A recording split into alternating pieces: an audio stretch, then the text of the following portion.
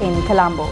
I am Arundhati Mudanaka together with our interpreter this evening, Brandy Cruz, who is joining us via Zoom. Let's start off with a look at the stories making headlines this evening. 12 areas in the Ratnapura and Colombo district isolated. Numerous areas released from isolation. Do not hold provincial council elections until a new constitution is passed. A statement from the Mahasangha. අපි දැඩි ලෙස කියා සිටිනවා මේ පළාත් සභා මැතිවරණය පවත්වන්න හෙට පැන්නොත් මේගොල්ලෝ තීන්දුව කළොත් ඒගොල්ලෝ 27 ගෙල සිඳ ගන්නවා. East Container Terminal is an investment trap. Government MP issues warning. අපේ ආණ්ඩුව අද ඒ උගුලේ හිර වෙලා ඉන්නවා. තවමත් නැගෙනහිර ජැටියෙන් ගැලවෙන්න පුළුවන් කමක් අපේ ආණ්ඩුවට ලැබිලා නැහැ. Tusker dies of electrocution in Kilinochchi. Another elephant shot dead by police officers in Kartagas Digilia. Sena caterpillar menace engulfs pumpkin cultivations. Red notice issued for heavy rains over the island during the next 24 hours. Stories in detail now. The Mahasangha has voiced their strong objection against holding the provincial council elections. These strong objections were raised during a media briefing that was held today. Venerable Professor Madhagoda Abetissa Thera, Venerable Ittademaliye Indrasara Thera, Venerable Maduruwe Dhammissara Thera, Venerable Dr. Pitawala Upali Thera and Venerable Hagoda Vipassi Thera attended the media briefing. ඒකීය රටක් කියන The provincial council system reduced the meaning of unitary state to a mere word and actively contributed to spreading separatism in the country. While provincial councils are spreading separatism in the country, they are also wasting public funds. The past few years have clearly shown that this provincial council system is not needed for this country. At a time when a new constitution is being drafted, these provincial councils have come to a point where they reached a state of natural death. So at a time like this, if you are trying to rejuvenate these provincial councils and reactivate them, that would be against the mandate given by 6.9 million people. We would like to stress that the public aspirations must not be frustrated merely to give away some chief ministerial or other council position to relatives, sons, daughters, husband and wives of current political leaders.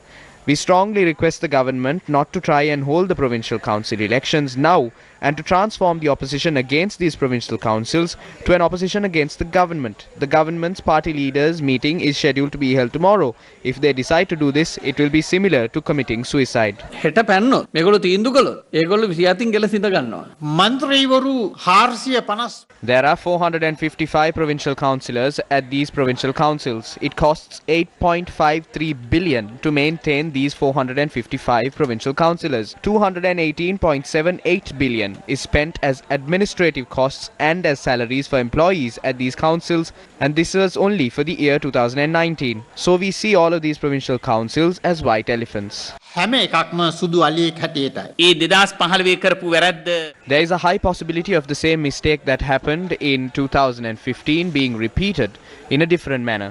Instead of voting against the government, constituents will simply not turn up to vote. Who will benefit from this? Separatists and anti-government activists will band together in one camp and win this provincial council election. So I must clearly state that the desire of the members of government to use their powers and win the provincial council election will not be fulfilled. In the end, these people are preparing to corner President Gotabaya Rajapaksa against a wall. අතිකරු ජනාධිපතිතුමන් Gotabaya Rajapaksa මැතිතුමන්ව බිත්තියට හේතු කරන්නයි මේ ලෑස්ති වෙන්නේ. අද පළාත් සභාව මරණයට පත්. The provincial councils have already died and they've been put in coffins. We would like to question the government as to why, instead of hammering the final nail on the coffin, why are they trying to reactivate these councils? There is a strong criticism against an increasing number of ministers. There are demands for it to be limited to 30 or 25. But what is happening in reality is they are limiting the number of ministers on one hand and then multiplying that by 9 and nurturing their families and the ruling class. At the end of the day, we would like to invite this government to hammer the final nail on the coffin.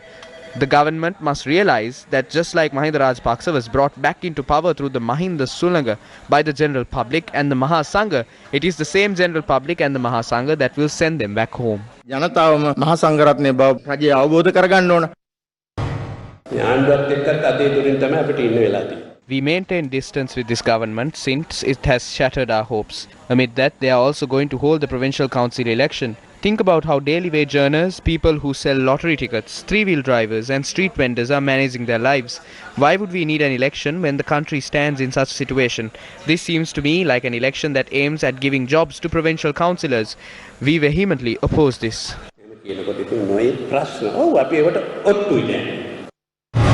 The Pavidi Hunter organisation also opposed the provincial council election yesterday.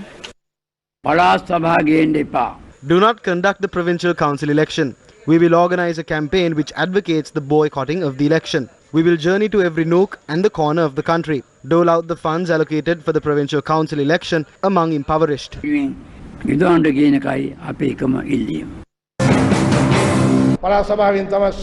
Provincial councils are empowered to carry out many important tasks, be it a letter of appointment for jobs or certificates for graduates. Those in the Yahapalane delayed this election fearing the SLPP. That was a pity. 80% of educational and health sector operations are administered through provincial councils. Except for national schools, every school is a provincial school. All hospitals, including the base hospital in Anuradhapura, are provincial hospitals. Even the VAVAs fall under provincial councils. Can provincial councils be abolished in that manner?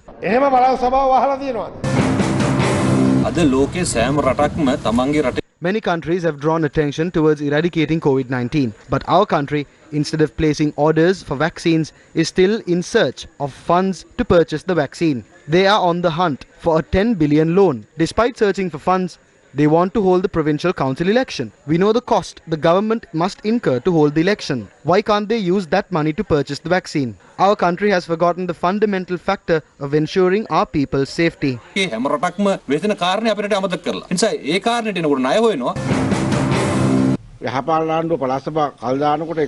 Yahapalane government delayed the provincial council election, party leaders rallied against it. The provincial council election should be held immediately. That is our stance. We believe the party leaders will also provide us with a favourable response.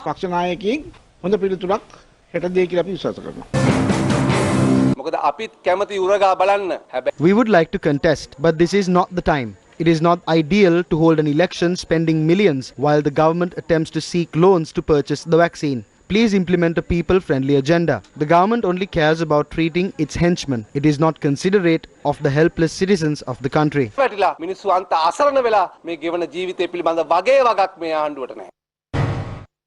Buddha Sasana Task Force, issuing a communique, said that although they are happy about the appointment of an expert committee to draft a new constitution, steps taken to hold a provincial council election that would be destructive to the country have raised concern among them. The communique issued by the Buddha Sasana Task Force was endorsed by Most Venerable Dr. Ittapane Dhammalankara Thera, 11 Venerable Theras and 18 Buddhist officials. The communique adds that the move of the government to elect provincial councils for the next 5 years, while the report of the expert committee is due to be submitted to the Cabinet of Ministers within the next 3 months, raises doubts among the general public regarding the sincerity of the government's intentions to bring about constitutional change. The communique adds that holding of provincial council elections and passing related laws should be halted until the report of the expert committee is presented. The Buddha Sasana Task Force points out that the provincial council system introduced through the 13th Amendment had weakened the local government system in the country and spread separatism and caused disharmony among different communities. The communique adds that this provincial council system that does not suit a small island nation like Sri Lanka should be done away with, and a majority of Sri Lankans are of the view that it must be abolished. The Buddha Sasana Task Force requests the government and political parties to take action to abolish the provincial council system and instead strengthen the local government and Gam Sabha system in the country. The Buddha Sasana Task Force also expressed their confusion on the actions of the government to hold the provincial council elections that appear to be supportive of extremist aspirations after having come into power through the votes of patriotic citizens. The Buddha Sasana Task Force strongly requested the government not to allow certain politicians to cripple the system of governance in the country while they attempt to give out perks and privileges to their relatives and friends and abuse and misuse public funds. Also in local news, Government MP Veerasumana Veerasinghe said the ruling party has failed to escape the trap of the East Container Terminal at the Colombo port. The government MP also issued a warning in Mathura regarding the government's future course of action. MCC ගිවිසුම ASCII තවත් වෙනත් ගිවිසුම් ගණනාවක් පහුගිය කාලේ කතා කරා. There were several other agreements discussed with the MCC agreement. Unfortunately, our country is still afraid of this. The previous government decided to hand over the East Container Terminal to India. That is when President Gotabaya came into power. Sadly, our government is still trapped in this investment. Although we were able to escape from the MCC agreement, we have failed to escape the trap of the East Container Terminal. We kindly request the government to refrain from making decisions that would adversely affect the country. On behalf of everyone related to the port, we request the government and the Ports Authority to protect the East Container Terminal as it possesses the financial capability to develop it. The ruling party was given 146 seats after the general election. It was increased to 156 during the vote on the 20th Amendment to the Constitution. During the budget vote, that number came down to 151. We must take into consideration that these powers are not eternal. Mahinda Rajapaksa was defeated when his party held a two-thirds majority in parliament during the 2015 election. We are not ready to allow imperialist or extremist to take over our country. ඒක සාන්දුවේ සෞඛ්‍ය ගැන කල්පනා කරමින් මේ දේවලුත් කරන්න ඕන. ඩුවඩි වශයෙන් අපිටත් ඒ කලකිරීම වේදනාවන් ගණනාවක් තියෙනවා. හැබැයි අපි සූදානම් නැහැ කිසි ලෙසක අන්තවාදී එහෙම නැත්නම් අධිරාජ්‍යවාදී කණ්ඩායම් කල්ලි වලට මේ රට බාර දෙන්න සූදානම් නැහැ. The previous government sold the port as well. They worked hard to sell several national resources. However, the government does not have the authority to sell them without the consent of the general public. These national resources are like corporate property. The ruling party was not brought into power to solve problems by selling these national assets. Therefore, we oppose this. Protests against India's proposed farm laws entered its 32nd day today. The protests are being staged demanding to repeal laws that allow powerful businesses, including the Adani Group, to exploit the agricultural produce and acquire land. The farmers' unions have accepted the government's proposal for talks and have proposed December 29th as the next date. However, the farmers have warned that they will hold a tractor march on December 30th at the Delhi Singhu if the government fails to hold talks on repealing the new agricultural laws. Meanwhile, leaders of the farmers' unions alleged that they had received death threats just days prior to the discussions due next week. 41 farmers have died since September 15th when protests intensified against 3 central farm laws. Now, Newsfirst reported on the fall army worm or the Sena caterpillar menace when it first occurred in 2018. Now, the authorities were informed and we reported about the situation faced by the people in Ampara. It has been 2 years and even now the menace continues to spread. Farmers recently claimed that the pesticide created to tackle this issue was distributed without issuing guidelines on how to utilize it. Against such a backdrop, the fall armyworm has now spread from corn to other cultivations. It is reported that the fall armyworm has now targeted the pumpkin cultivations as well. The fall armyworm menace has been reported from many provinces in the country. It has been reported from north, east, north central, northwestern, central, Sabaragamuwa, Uva and southern provinces. So far, Western province is the only one in which the problem is not reported. Recently, damages from the fall armyworm were reported from many areas in the Ampara district. Due to this menace, cultivations such as pumpkin, Kurakkan and cowpea in the Lahugala Divisional Secretariat have been damaged. Farmers lament that although they use various pesticides to eradicate the menace, they have proven to be futile. The farmers requested a compensation for the damages caused. There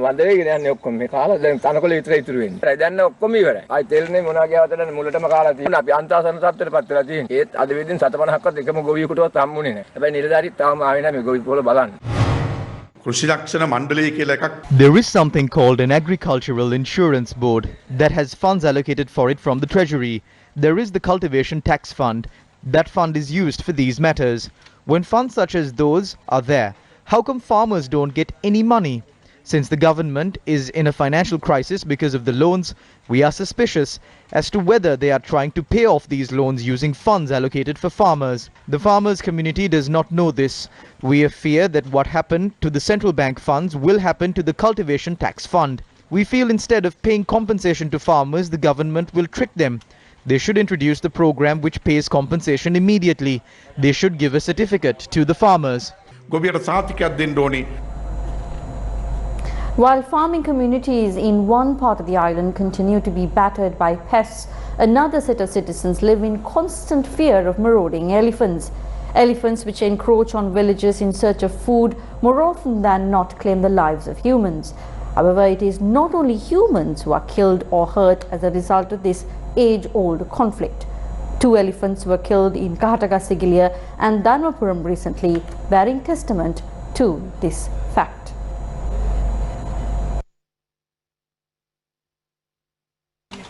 An elephant lost its life following a shooting which occurred in Nelungollakada, Kahatagasigilia.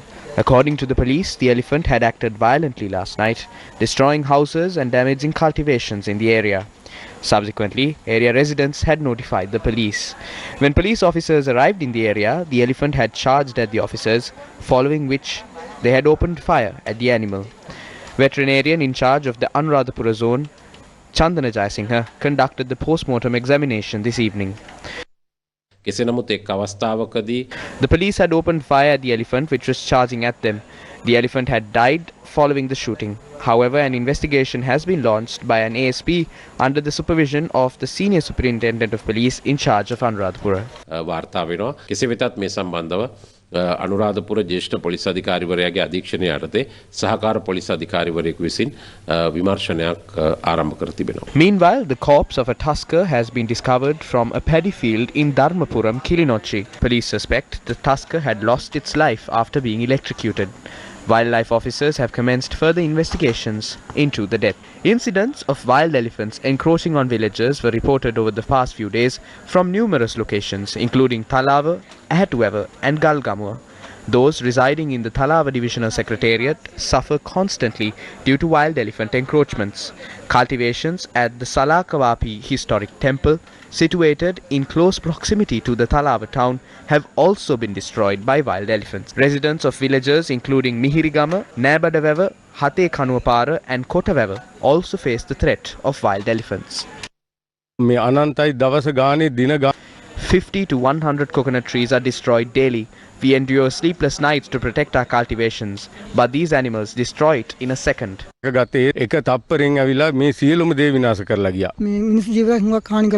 Crop damages have been immense. I made a request to construct an electric fence after digging a ditch. If that is done, none of this will occur. Hiralugama in Ahatuava, Kurunagala is yet another village battered by wild elephant encroachments. A farm in the village had been damaged in this manner. Certain farmers have utilized their personal funds to erect elephant fences around their farms since the electric fence constructed by the government had been destroyed by wild elephants. The farming communities continue to suffer. Officials and politicians formulate fake plans, attract publicity and warm their seats inside AC rooms. A herd of wild elephants which impeded on the Buduruakanda village in Galgamo last night had destroyed several gardens. We live in fear. Our children cannot even go to school. An elephant encroached the village and roamed around for nearly 3 hours. In an age of online and virtual learning, there are those in rural Sri Lanka who scale mountains in search of elusive Wi-Fi signals. This is not a mere exaggeration. It is due to their thirst for learning that these students make such daring attempts. The children in this frame do not hike up the mountain to bask in the beauty of its picturesque surroundings. Nearly 200 students in the Molamure, Navanaliya, Udavela, Vadaula and Piangiriya areas in the Balangoda Divisional Secretariat endure extreme hardships to further their studies. They hike through many kilometers of forests to locate Wi-Fi signals which enable them to continue their learning. Though the concept of e-learning came to the fore recently owing to the onset of COVID-19, children in rural Sri Lanka are devoid of basic IT infrastructure including Wi-Fi to engage in e-learning. Online classes being conducted towards the latter part of the day has compounded their woes. හරිම අවදානමක් අරගෙන තියෙන්නේ මේ ළමයි. ඉතින් වනසතුන් ඉන්නවා මේ කැලේ ඉගෙන ගන්න ගොඩක් දක්ෂතා තියෙන දරුවෝ මේ දවස්වල අධ්‍යාපනය ලබන්නේ නැතුව ඉතින් ගෙවල් වලට වෙලා ඉන්නවා. ගෙවල් වල ඉන්නේ නැතුව ගොඩක් දුරට ඇවිල්ලා තමයි අපි පාඩම් වැඩ කරන්නේ. මදුරුව තල වැස්සේ තෙමි තමයි අපි මේවා කරන්නේ. ඉතින් අනේ වැඳලා කියන්නේ අපිට සිග්නල් දෙන්න. The head of the National Operations Centre for the Prevention of COVID-19 Outbreak, Army Commander Lieutenant General Shavendra Silva, said 10 Gram Niladhari divisions in the Ratnapura district will be placed in isolation with immediate effect. The isolated areas of the Ahaligoda Divisional Secretariat in the Ratnapura district include Minnana Grama Seva Division, Vileguda Grama Seva Division, Yakudagoda Grama Seva Division, Askangula North Grama Seva Division, Bopatta Grama Seva Division. The isolated areas of the Godakavela Divisional Secretariat in the Ratnapura district include Rakwana Town Grama Seva Division, Rakwana North Grama Seva Division, Rakwana South Grama Seva Division, Massimula Grama Seva Division, Kottala Grama Seva Division. Meanwhile, the Veluvanarama Road and Colombo 9 was also placed under isolation with effect from last night. In addition, Halsdorf West, Halsdorf East Grama Niradhari divisions of the Keselwatta police area will be placed under isolation from 5 am tomorrow. Areas that will be released from isolation from 5 am tomorrow include Dam Street, Keselwatta, Maradana, Vakanda and Hunupitiya Grama Seva divisions of the Slave Island police area, Laksanda 7 housing complex in the Vallampete police area, Mayuru Place in the Vallavatta police area, Halgahavatta and Kalipullavatta in the Buralla police area. Army Commander Lieutenant General Shavendra Silva further said that other areas that are currently isolated will remain isolated until further notice. Another 206 COVID-19 patients were reported from the country this evening. Accordingly, the total number of COVID-19 cases reported today stands at 668. The total number of COVID-19 cases in the country is 40,862. The mass vaccination program to protect people from the coronavirus has started globally to combat the pandemic. While the COVID-19 vaccines are expected to arrive in the Maldives in early 2021, while the Maldivian government plans to provide COVID-19 vaccines free of charge to citizens of the island nation, Bangladesh's government has announced the free distribution of 30 million doses of Oxford's AstraZeneca COVID-19 vaccine that is expected to be available for patients in January. Foreign media also reported that India expects to begin the COVID-19 vaccination program in January 2021. Up to date, over 16 countries around the world have already begun mass vaccination programs and have secured vaccines from various producers. Other countries in the region like India, the Maldives and Bangladesh have already ordered doses of vaccines and announced dates for the commencement of their mass vaccination programs.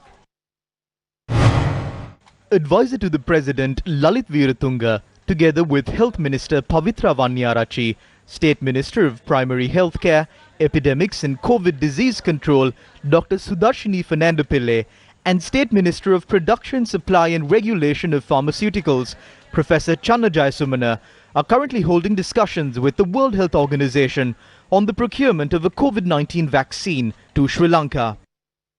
Advisor to the President Lalit Veeratunga said, quote-unquote, "We are exploring all options, including the possibility of a government-to-government donation."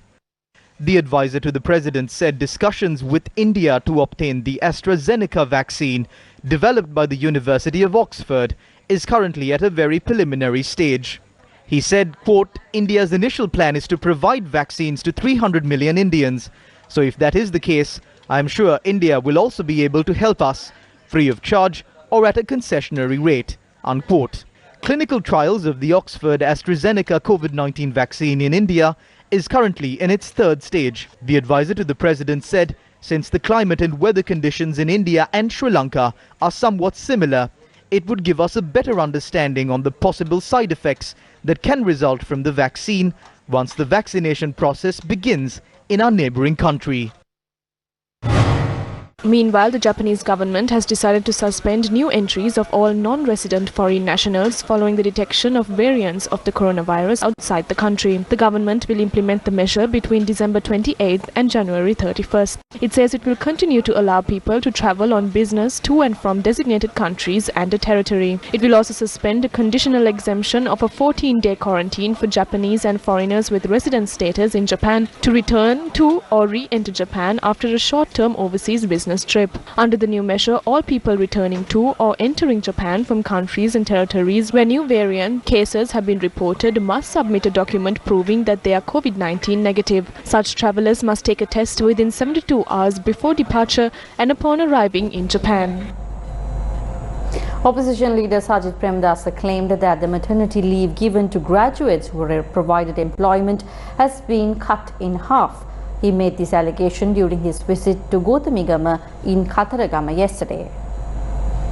Sajid Premadasa met with people during the opposition leader mobile service initiative in Gothamigama, Katharagama. According to our correspondent, self-employed people and victims of political vengeance presented their issues to the opposition leader. Every government is obliged to provide maternity leave, especially for employees of the state sector. They are entitled to 84 days of paid maternity leave. If this is inadequate, they are given an additional period of 84 days with half pay. However, the 7th section of the letter of appointment given to the graduates mentions that maternity leave is only valid for 42 days. This is illegal and unethical. It is a violation of human rights. The Department of Meteorology says that due to the low-level atmospheric disturbances in the vicinity of Sri Lanka, showery weather is expected in many parts of the island. According to the department, showery weather is expected to enhance in the northern, eastern, north-central, central and northwestern provinces and in the Badulla district during the next 24 hours. The Met Department further noted that very heavy showers above 150 millimeters can be expected at some places in these areas. Showers or thunder showers will occur at several places elsewhere, particularly in the evening or night. Fairly heavy showers above 75 millimeters can be expected at some areas. The Met Department requests the general public to take adequate precautions to minimize damages caused by temporary localized strong winds and lightning during thunder showers. Chairman of the Junior Bar Committee, President's Council Kuwera de Soisa and President's Council Salia Piris have written to the Bar Association of Sri Lanka regarding the operation of courts in the future. In the letter addressed to the President of the Bar Association, President's Council Salia Piris highlights the fact that due to the limitations imposed to curb the spread of the COVID-19 pandemic, in certain courts, cases have been postponed beyond February 2021. In the letter, he says a prolonged paralysis of Sri Lanka's justice system is inimical to the rule of law and the legal profession. He highlighted that the present state of closure has caused much hardship to members of the bar as well as the litigants. President's Council Salia Piris requested the Bar Association to take the initiative to persuade all stakeholders, including the Judicial Services Commission, to urgently implement an action plan aimed at the restoration of the operations in all courthouses, including those at Hulsdorf, in consultation with health authorities. Chairman of the Junior Bar Committee, President's Council Kuwera de Soisa, also wrote to the President of the Bar Association and stressed on the economic hardships attorneys across the island have to face with the limitations of activities at Hulsdorf and courthouses across the island. President's Council Kuwera de Soisa added that he had intervened in this matter on a number of previous occasions in his capacity as chairman of the Junior Bar Committee, pursuant to many requests from junior lawyers as well as senior practitioners regarding the normalization of activities at courthouses. President's Council de Soisa further said that his previous concerns raised by him on this matter received positive responses from the relevant stakeholders.